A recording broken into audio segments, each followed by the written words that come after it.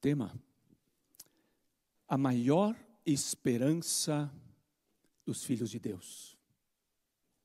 Esperança é o nosso tema desse mês, e nós já na introdução vimos que gloriosa esperança nós temos.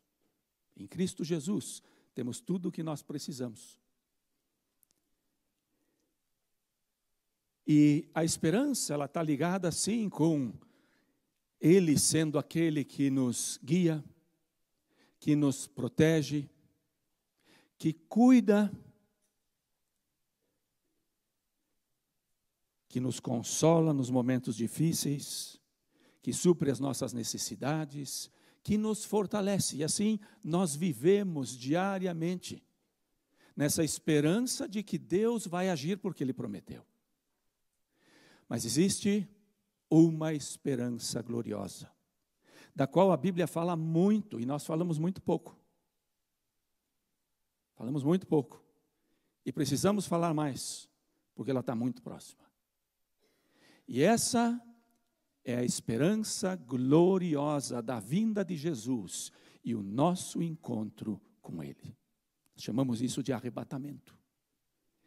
E é sobre isso e algumas coisas a mais que eu quero estar falando hoje. Nós vivemos em tempos muito, muito especiais. Nós vemos Jesus, por exemplo, em Mateus 24, quando ele fala de todas aquelas coisas do tempo das dores, né? E tudo aquilo que aconteceria, as catástrofes, e nós estamos vendo que as proporções são cada vez maiores. As guerras e rumores de guerras são muito fortes de novo nesse tempo. A gente nunca imaginou que poderia acontecer uma terceira guerra mundial, a gente não sabe. As instabilidades políticas, o descontentamento das pessoas com os seus governos é cada vez maior. E tudo isso precisa acontecer de alguma forma para a instalação do anticristo. Um aumento na perseguição dos cristãos. Jesus diz que inclusive os filhos contra os próprios pais os entregarão. E isso, na verdade, a igreja vem experimentando desde que a igreja começou. No fim dos tempos, isso vai se intensificando cada vez mais. E a Bíblia, e Jesus ainda diz, a iniquidade vai aumentando também. E nós vemos hoje coisas que a gente nunca imaginou ver. Governos fomentando com toda a força que eles têm o aborto, a morte de crianças inocentes. As ideologias mais perversas das quais nós não tínhamos nem pensado,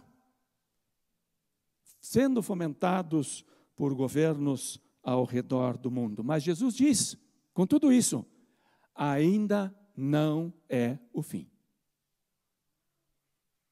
Tudo isso faz parte desse cenário. Agora Jesus diz uma coisa. Ele diz, e este evangelho do reino será pregado em todo o mundo como testemunho a todas as nações, e então virá o fim. Um dos grandes sinais da volta de Jesus não é só o estabelecimento de Israel, que ficou por quase 2000 anos aí entre as nações, mas em 1948 voltou a ser uma nação.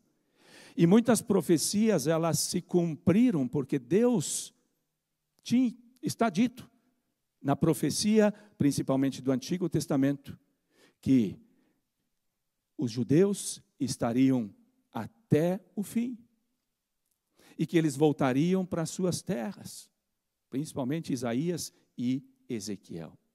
E isso, diante dos nossos olhos, é o que nós estamos vendo.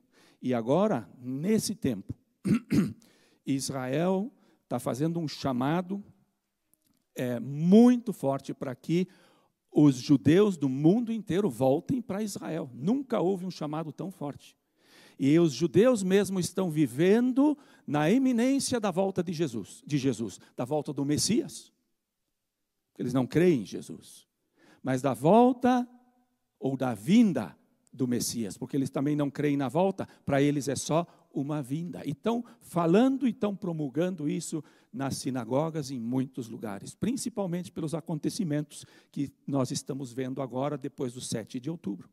Mas eu não quero adentrar muito nesses aspectos, mas sim naquilo que a Bíblia nos diz. O grande sinal é o Evangelho sendo pregado em todo o mundo. E, gente, nunca houve um tempo como o nosso, onde isso tenha acontecido nessa proporção. Em praticamente todos os lugares do mundo hoje, pela internet e outros meios de comunicação, o Evangelho está sendo pregado e alcançando pessoas. É impressionante. É impressionante. Agora, nós precisamos entender que Deus tem um panorama. Deus tem um propósito e Deus tem um panorama que se desenrola. E eu quero levar vocês um pouco a esse panorama. E é um tema que vai longe. Deixa eu até olhar para o relógio lá. Quero convidar vocês a abrirem Daniel.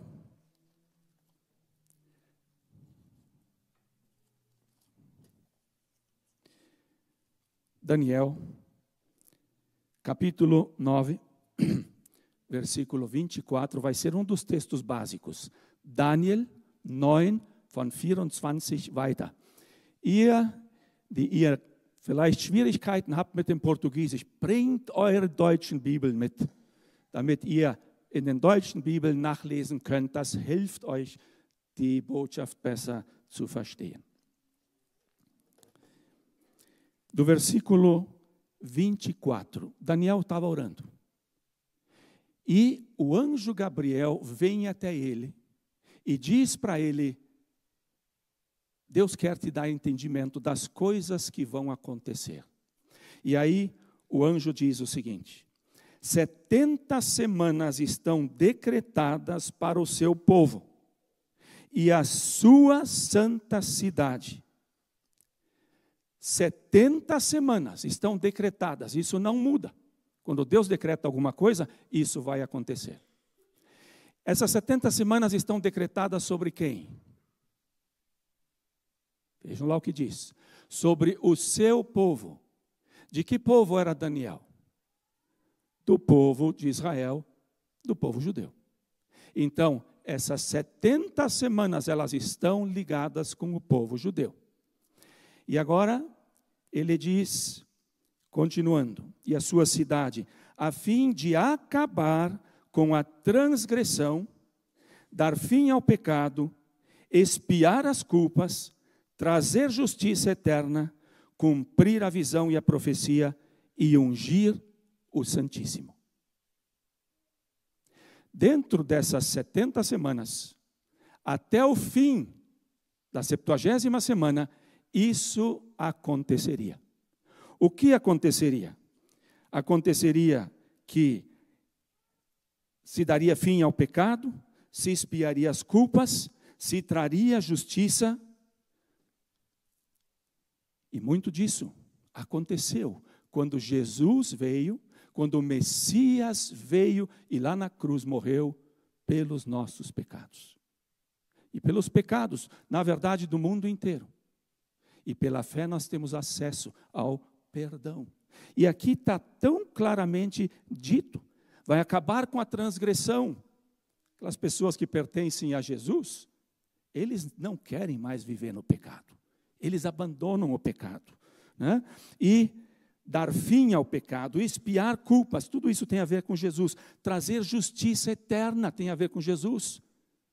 Agora, a justiça eterna de Jesus, ela não vem no meio dessas semanas, ela vem no fim, quando ele começa o seu reino glorioso do milênio.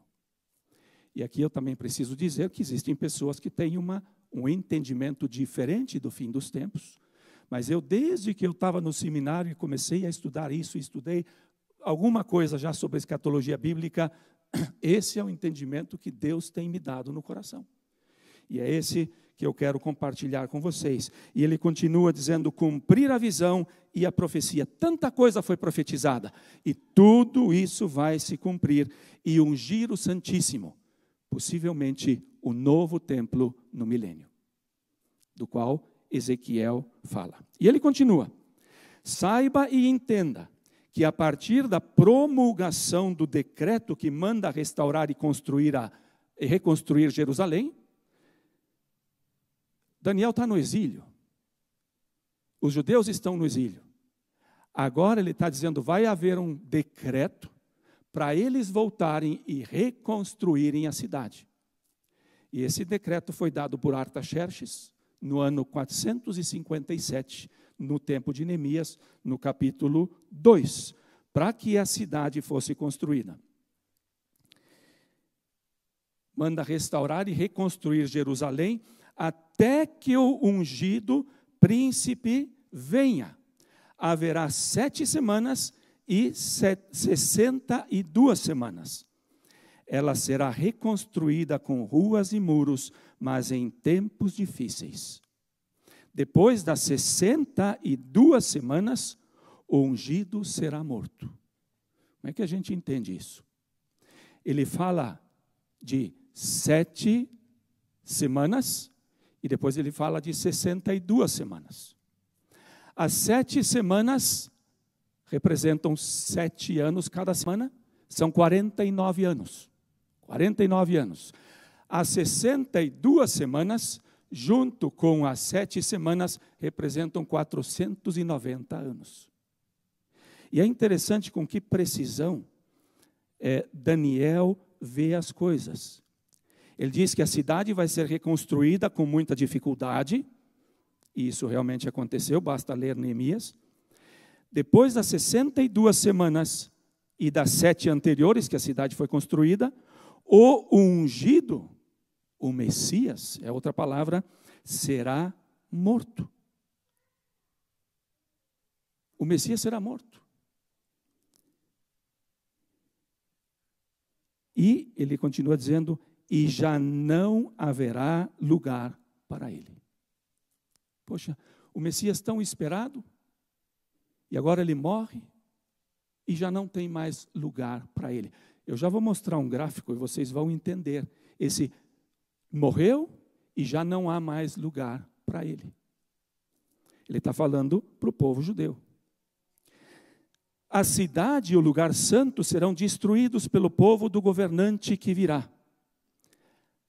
Isso aconteceu no ano 70, depois de Cristo, quando Jerusalém e o templo foi destruído, não pelo imperador, mas pelo povo, exatamente como diz aqui o comandante Tito. Eles, na verdade, o imperador nem queria destruir Jerusalém. Mas a história é longa, não tem tempo. O fim virá como uma inundação. Guerras continuarão até o fim e desolações foram decretadas. Ou seja, em todo esse tempo, depois que o Messias foi morto, guerras e desolações viriam o tempo inteiro sobre esse povo. E aí, ele fala no versículo 26. O governante que virá, de um governante que virá. Com muitos ele fará uma aliança, versículo 27, que durará 1 semana. E aqui nós temos mais uma semana.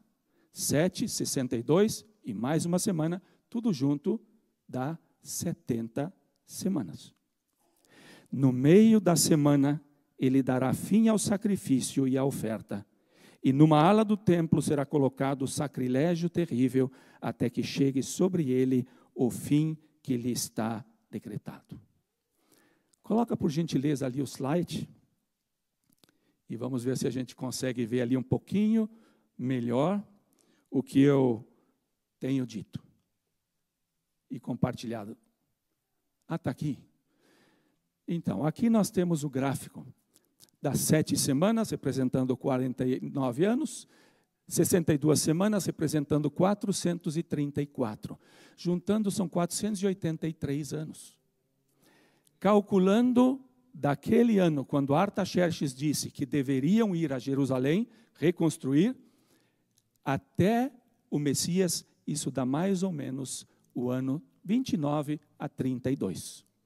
O calendário que eles usam é diferente, por isso é difícil saber exatamente, mas é exatamente o tempo quando o ungido, o Messias, foi morto. Poderia se calcular facilmente. E aí nós temos o ungido morto e o templo e Jerusalém sendo destruídos.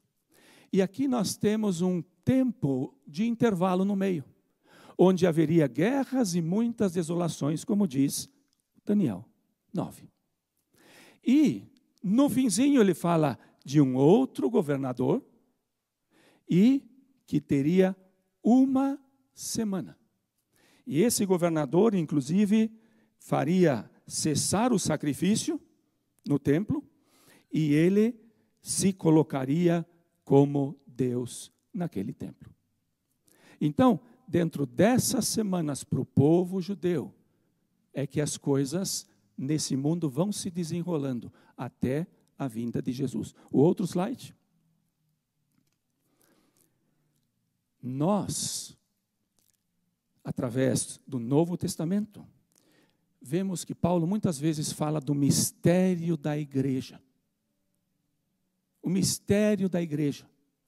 Porque isso não estava claramente revelado no Antigo Testamento.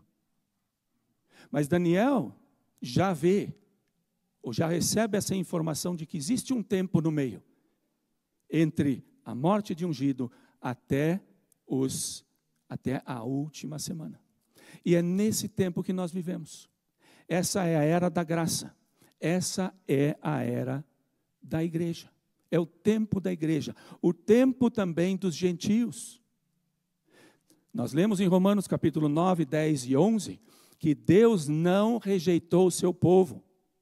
E a igreja não substitui Israel, porque Deus continua com as semanas.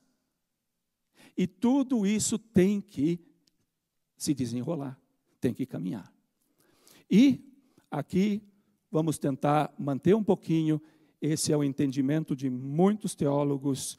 É interessante que a gente vai percebendo que à medida que o tempo vai passando e Jesus está demorando, Pedro mesmo diz, que muitos vão dizer, mas quando e não sei o que tudo, também vamos deixando cada vez mais essa visão. E hoje em dia nas igrejas está crescendo o que nós chamamos de preterismo escatológico. O preterismo escatológico diz que, na verdade, tudo isso já aconteceu, nós só esperamos ainda a volta de Jesus e depois nós vamos para o céu. Bem simplificado, porque na verdade tudo aconteceu. Eu não acredito. Eu não vi essa última semana ainda acontecendo. E nem quero ver. Nem quero ver. E já vou explicar por quê. Porque nessa última semana nós temos o tempo do falso Messias. É o tempo do anticristo. Daniel mesmo já disse, ele fará uma aliança com quem? Com o povo de Israel. E vai ser uma aliança onde ele vai trazer realmente paz para esse povo que está numa situação bem difícil e vai ficar mais difícil. E esse tempo, ele dura uma semana. Daniel 11, 26. O rei fará o que bem entender, esse rei. Ele se exaltará e se engrandecerá acima de todos os deuses e dirá coisas jamais ouvidas contra o Deus dos deuses. Ele terá sucesso até que o tempo da ira se complete, pois o que foi decidido irá acontecer. O que foi decidido vai acontecer. E ele vai permanecer até que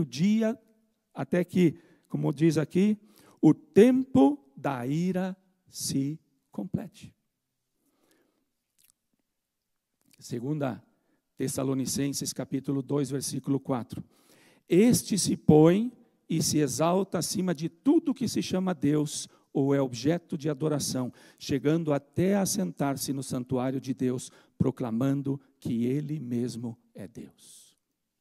Jesus disse que eles não receberiam ele, mas que receberiam aquele que viria em seu nome. E esse é o anticristo. E esse tempo do anticristo vai ser um tempo de um engano muito grande. Vai ser o tempo da grande tentação, onde parece que realmente agora se encontrou alguém que vai reger o mundo inteiro. E nós lemos no capítulo 13 de Apocalipse, das duas bestas. A primeira besta que sai do mar, que é a grande besta que vai receber o poder de Satanás. E essa besta, ela nasce do mar. Ela nasce do mar, quando a Bíblia fala disso, são os povos do mundo. A segunda besta, se não temos tempo para ler isso aí hoje, ela nasce da terra. Eret. Essa é a terra de Israel. E essa segunda besta, ela trabalha conjunto com a primeira besta. E essa besta é o falso profeta. E aqui nós vamos ver um desenrolar nesse tempo de uma trindade satânica, onde o diabo está incorporando esses homens, ou esse anticristo, ele dá todo o seu poder, grandes coisas ele vai fazer, e o anticristo e o falso profeta, porque o diabo tenta imitar tudo o que Deus faz. E serão tempos muito terríveis, sobretudo para os judeus, porque na metade do período, o tempo dele é dividido em duas partes, 3 anos e meio e 3 anos e meio. Nessa primeira parte, ele tem o reconhecimento do mundo e dos judeus, como realmente alguém que praticamente desceu do céu. E aí ele vai se assentar no templo, do qual Paulo também fala. E o templo, também não dá tempo para falar, ele está pronto. Todas as peças para o templo estão prontas. Inclusive a vaca vermelha, acho que de Números 19, está pronta, porque ela tem que ser sacrificada antes. Décadas e décadas eles estão procurando a vaca vermelha, que precisa ser sacrificada antes da construção do templo. Está tudo pronto. E ele vai se assentar ali, os sacrifícios vão voltar, já estão praticando, os levitas estão praticando tudo isso, e são os tempos nos quais nós estamos vivendo, em uma preparação impressionante para tudo isso. A Bíblia também diz que ele vai dar uma marca para todos aqueles naquela época. Sem ela ninguém pode comprar nem vender. Há 50 anos atrás a gente não podia nem imaginar o que era. Hoje nós podemos imaginar muito bem o que é. Então, esse é o tempo onde esse homem vai estar governando.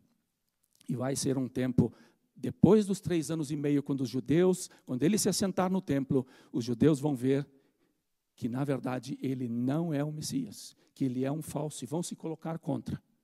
E aí ele vai, com todo o seu ódio, como ele sempre tem, tentar destruir o povo judeu.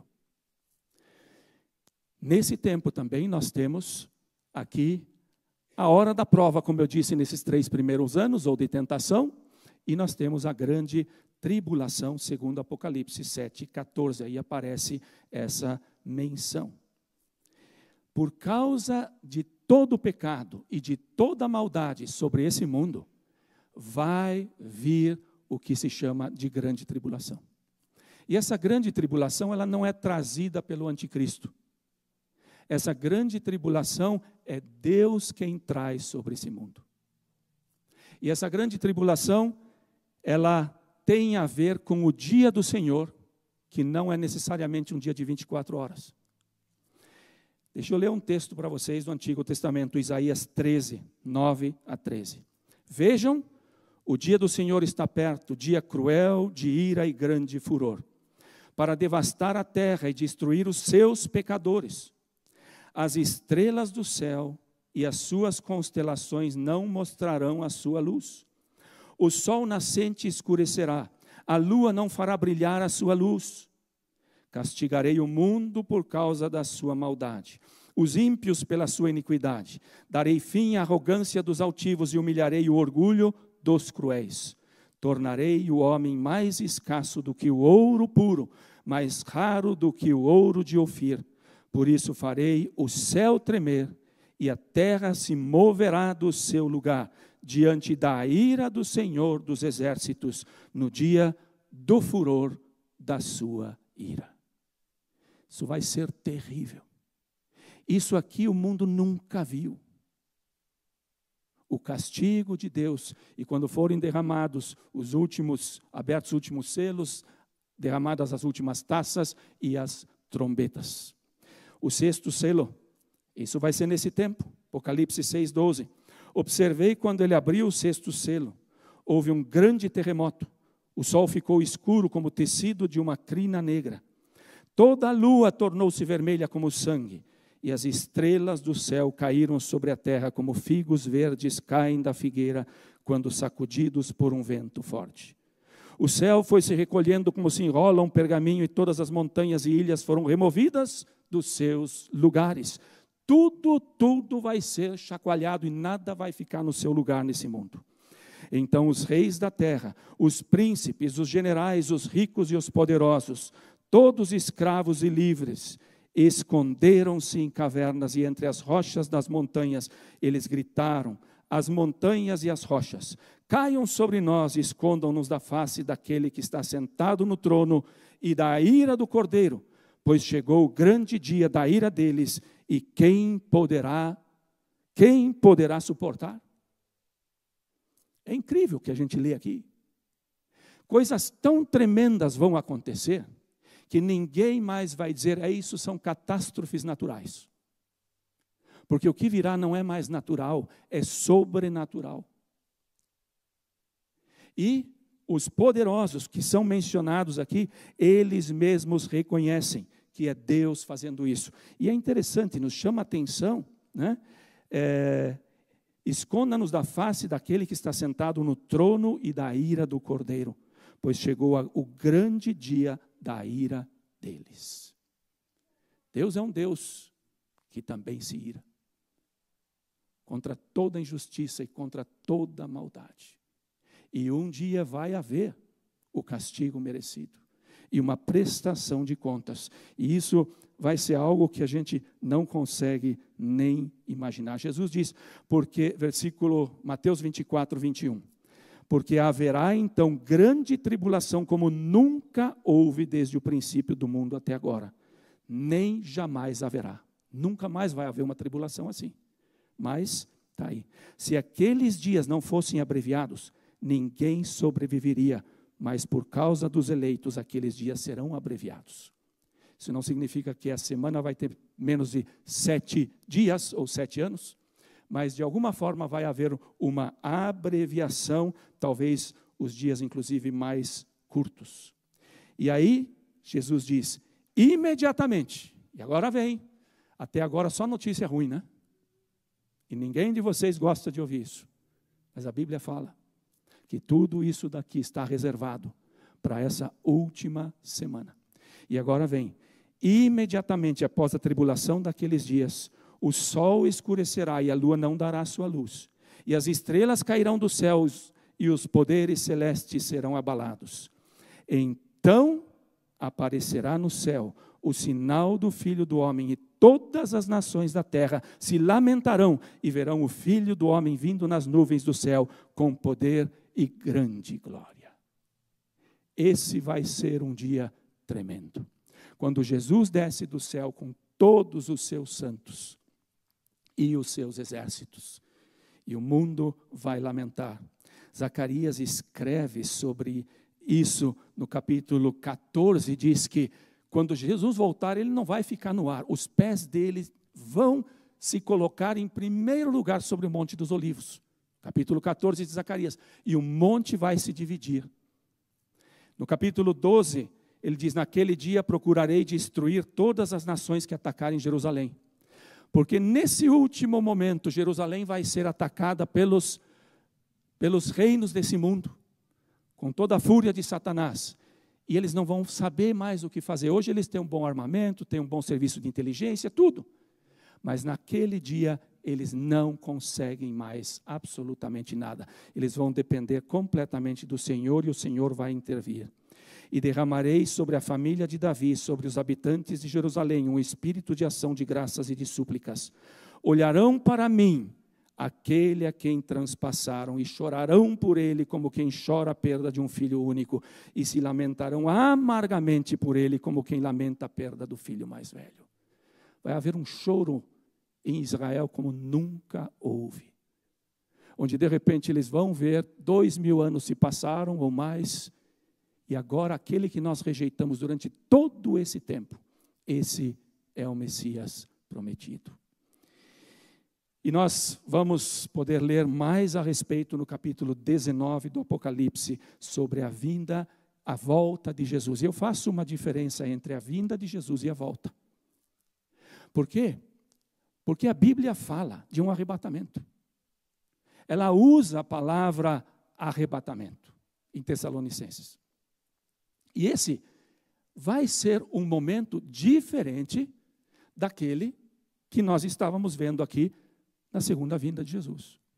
E eu vou dizer para vocês por quê. E vou dizer também porque eu coloquei aqui antes dos 7 anos. Porque é o que se encaixa dentro do período da igreja. Dentro desse período, esse período intermediário, que está lá em Daniel, entre a 69ª semana e a 70ª semana. Tem esse tempo. E a igreja, ela não encaixa dentro dos últimos 7 anos.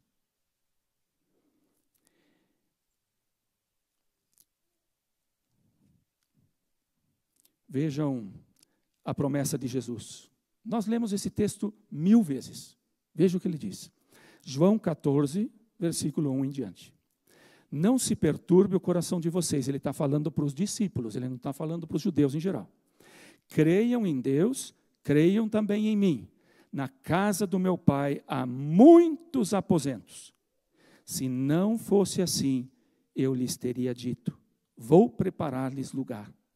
E se eu for e lhes preparar lugar, voltarei e os levarei para mim, para que vocês estejam onde eu estiver. Lemos muitas vezes, Jesus foi para preparar-nos moradas, preparar um lugar especial que é a casa do Pai. Agora vejam o que Jesus diz. Veja o que Jesus diz. Jesus diz, e se eu for e lhes preparar lugar, e Jesus ascendeu ao céu e subiu, e está preparando, né? A gente constrói a nossa casa aí com 2, 3 anos, ela está pronta, né? Imagina o que vai ser, o que Ele está preparando para nós durante todo esse tempo. E aí diz, e voltarei e os levarei para mim. Quando Jesus voltar, na sua segunda vinda, tem a volta dele, e ele fica, e a partir dali ele estabelece o reino milenar. Mas, ele diz em João 14, eu virei para buscar vocês e os levarei. E tem mais. Porque eu acho que nós não vamos experimentar aquela última semana de grande tribulação. 1 Tessalonicenses 1,10. E esperar do céu seu Filho, a quem ressuscitou dos mortos, Jesus que nos livra da ira que há de vir. Ninguém que pertence a Cristo, de verdade, vai experimentar essas taças, os selos e toda essa desgraça que virá no dia do Senhor sobre esse mundo e sobre essa terra. Paulo disse, vocês estão livres dessa ira.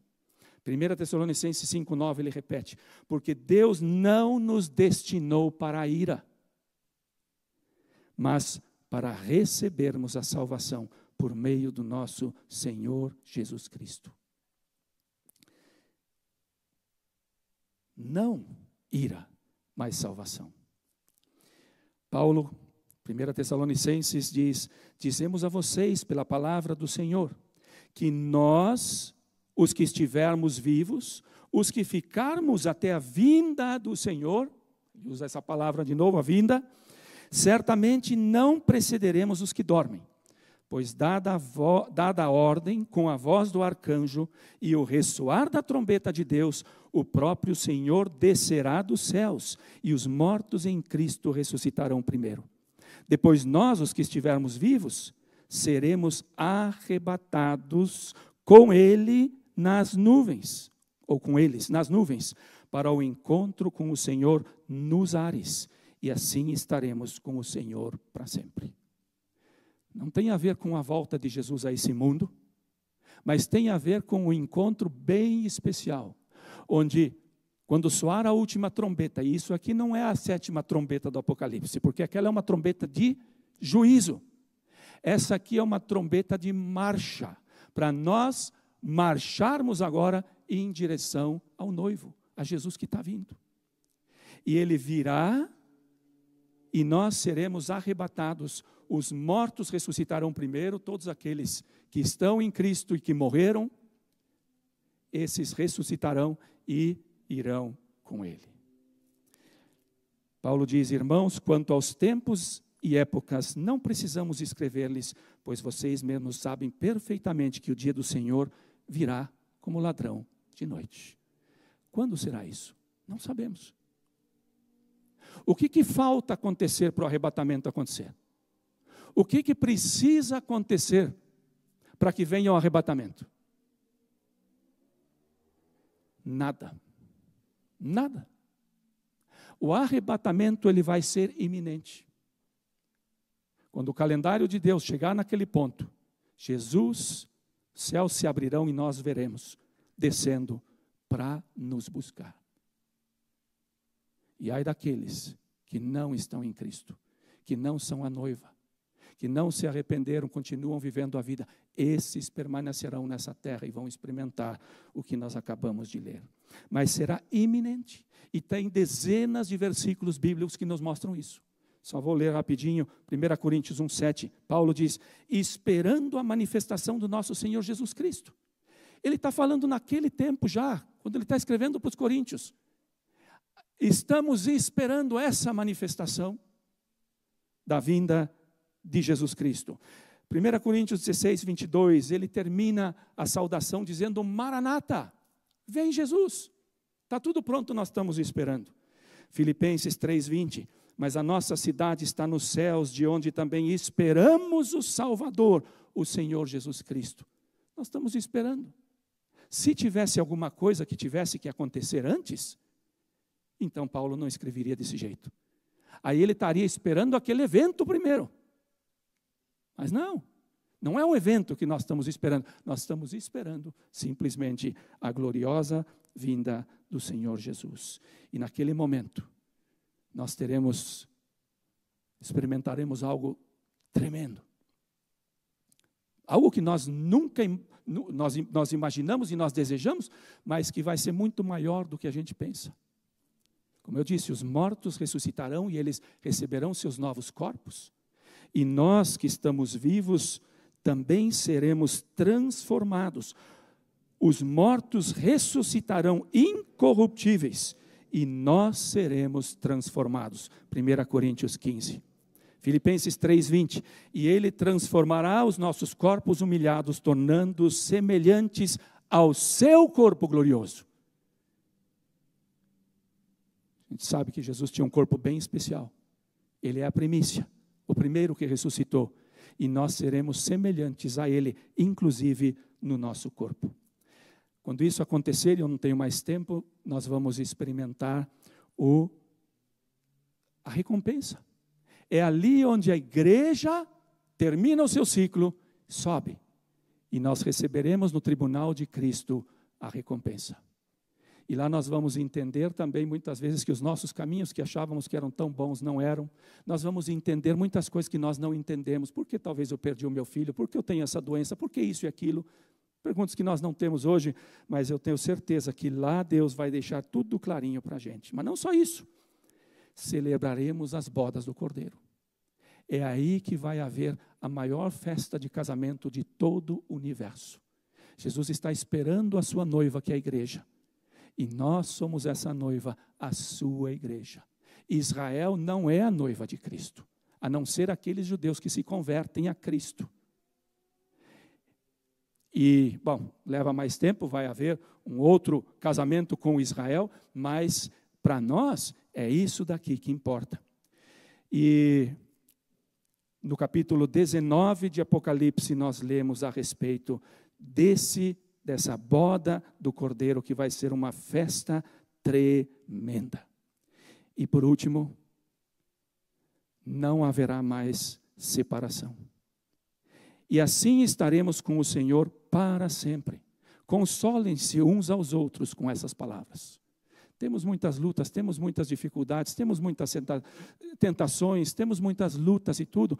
Tudo isso vai terminar e nós vamos estar com o Senhor. Subindo com Ele, depois nós vamos voltar com Ele também, junto com os seus santos. E aí nós lemos em Tito 2,13. Enquanto aguardamos a bendita esperança, a gloriosa manifestação de nosso grande Deus e Salvador Jesus Cristo. Dessa esperança a Bíblia fala muito. Dessa bendita esperança de quando Ele vai voltar e nos livrar. E a nossa atitude deve ser que? Ser paciente. Ser paciente. 1 Pedro, quando ele diz, muitos estão dizendo, ele não volta mesmo, está demorando muito, e assim por diante. E Pedro diz, é só porque ele quer que muita gente ainda se converta. Tenham paciência, fiquem firmes até o final, porque quem ficar firme até o final, esse vai herdar a coroa de glória. Jesus diz, portanto, vigiai, porque não sabeis em que dia vem o nosso Senhor. Esse dia do arrebatamento nós não sabemos. Aquele dia, possivelmente vai ser mais fácil saber quando vai acontecer. E nós temos uma advertência. Quando Jesus, no capítulo 24, fala do fim dos tempos, no finalzinho do capítulo 24, ele fala dos 2 servos. Ele fala dos 2 servos, um foi fiel e serviu os outros. E o outro disse, o meu senhor demora mesmo? E aí ele começou a viver para ele e maltratar o servo. E o Senhor veio, na hora que ele não sabia. E para esse servo terminou tudo muito mal. Semana passada nós ouvimos sobre as 10 virgens. Quantas entraram? 5. 5. Estou confuso agora. 5, né, Ana? 5 entraram e 5 não entraram. Todas elas estavam caminhando em direção ao noivo, ali, com as suas lâmpadas acesas, tudo bonito. E quando ele chega, elas não entram. E eu penso em tantas pessoas que um dia entregaram seu coração para Jesus, foram batizados e fizeram um compromisso. E a vida espiritual naquela época estava ali, e de repente vão escorregando, e vão escorregando, e vão escorregando cada vez mais para baixo. Sementes semeadas no meio de pedras, no meio de espinhos, e o mundo vai sufocando e vai estragando. Jesus conta a parábola dos 3 que recebem o talento. Um recebe 5, outro 2. Os 2 primeiros que estão servindo, que estão trabalhando empenhados, eles vão. O último que está sentado em cima do seu talento, ele fica. Fomos criados para boas obras em Cristo Jesus. Fomos criados para boas obras. Cada um de nós, Deus tem preparado uma quantidade de obras. Viver na fé significa servir. E não estou falando de estar aqui na frente. Porque naquele dia, muitas vezes os primeiros serão os últimos. E os últimos serão os primeiros. Tem gente cujo nome não apareceu em nenhum lugar praticamente. E que vai ser o primeiro. E muitos que tiveram à frente de muita coisa, talvez vão ser os últimos. Por isso, a maneira como nós servimos precisa ser determinada por Deus e na nossa comunhão com Ele. E o outro, que é tão importante, termino com isso, João 3. João diz no capítulo 1 João 3, todo aquele que nele tem essa esperança, e ele está falando antes da transformação do seu corpo na vinda de Jesus, purifica-se a si mesmo, assim como ele é puro. Se você acha que você pode ter os pecados na tua vida e você não precisa resolver isso, você está muito errado. Se existem coisas que você sabe que elas estão completamente erradas e você continua vivendo nelas, você não está vivendo na fé como você deveria. Por quê?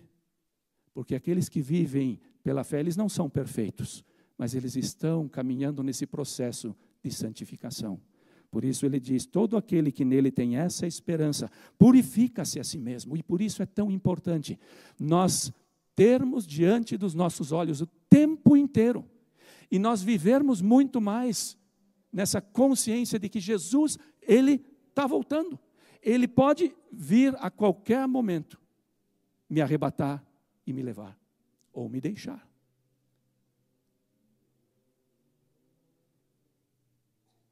E os tempos, eles estão gritando para que a gente abra os olhos e veja que isso está tão próximo. As 10 virgens dormem, mas não sejamos nós também aqueles que dormem, mas aqueles que saem pelas montanhas, com vidas firmes em Jesus, cheios do seu Espírito Santo, proclamando essa mensagem da salvação e da gloriosa vinda de Jesus para nos buscar. Que realmente Deus nos dê graça nesse tempo, para como igreja também crescermos em tudo, e sermos encontrados sem mancha e sem ruga. Que o Deus da esperança os encha de toda alegria e paz, por sua confiança nele, para que vocês transbordem de esperança pelo poder do Espírito Santo. Que o Espírito Santo renove em cada um de nós essa esperança gloriosa da vinda de Jesus. E assim nós vamos deixar de colocar o nosso coração nas coisas desse mundo, que tanto nos fascinam, e viver realmente para Jesus como Ele merece. Amém. Vamos levantar e vamos orar. Senhor, nós te agradecemos pela Bíblia, pela Tua Palavra e por todo o ensinamento que nós temos. Te agradecemos, Senhor, porque o Senhor tem determinado as coisas que acontecerão. E nós hoje pudemos ver um pouquinho esse desenrolar e ver, Senhor, o privilégio tremendo que nós temos pela fé em Jesus Cristo, que nos lavou, que nos limpou, que nos tirou do lamaçal do pecado para uma vida nova, nos fazendo um povo novo, sacerdotes, a igreja. Esse tempo vai terminar, quando o Senhor vir. E que gloriosa, Senhor, será essa tua vinda. Que belo será. Bem-aventurados aqueles que esperam essa tua vinda. E nós queremos ser, Senhor, essas pessoas que esperam diligentemente a vinda do Senhor. Não colocando nosso coração nesse mundo, nessas coisas que se desfarão por completo, porque tudo será desfeito. Mas tudo aquilo que está no Senhor e o que vivemos no Senhor, não. Tudo isso, sim, tem valor, ainda que muitas vezes vemos tão pouco. E ainda que a vida, muitas vezes, contigo significa despojar-nos dos nossos desejos, dizer não a coisas que nos fascinam. Que o Senhor nos ajude. Que o Senhor abençoe a cada um aqui, Senhor, a podermos viver nessa viva esperança da gloriosa vinda do Senhor para nos buscar. E que o Senhor abençoe a nós todos como igreja também a promulgarmos esse teu evangelho maravilhoso enquanto temos tempo. Te agradecemos pela bênção de estarmos juntos. Te agradecemos pelas músicas lindas, pela comunhão que podemos ter, por termos irmãos e irmãs, por termos essa liberdade que ainda que temos. Muito, muito obrigado. Que o Senhor faça resplandecer o teu rosto sobre cada um e nos dê a paz. Em nome de Jesus. Amém. Amém.